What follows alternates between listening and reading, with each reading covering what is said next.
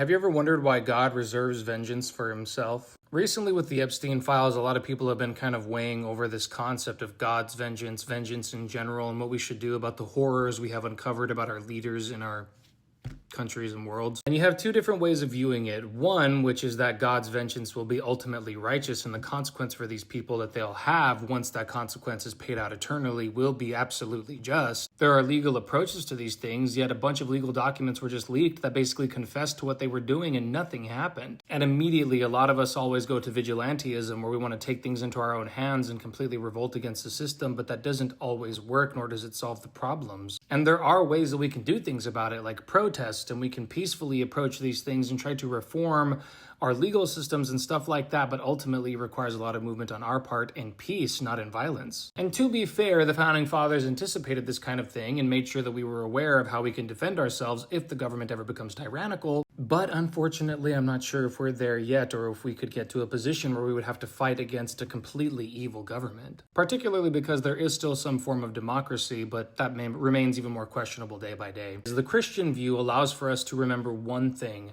injustice it does matter, especially to God, but judgment does require perfection. And a lot of atheists will get upset and think that Christians just ignore these things because, well, they see it as fulfillment of prophecy, and they arbitrarily spiritualize it and call it demons. And that might be true for some of them, but that's not really what the Bible teaches. Yes, demons are involved, but those people who partake with those demons are held just as equally accountable. Romans 12 actually says that we shouldn't ignore evil, but it does say that we should leave vengeance to God. And the reason why is because human beings judge with incomplete information. But God can literally do everything, and he judges with full knowledge, knows all the motive, knows the history, knows the opportunities, knows the hearts. Whereas vengeance in human hands always kind of risks, again, excess, putting our thumb on the scale and trying to make sure that we can really stick someone for a conviction. And I know what you're thinking. Why has God not done anything? Which is the assumption that God hasn't done anything. And that's not really true. We can't verify that. We don't know.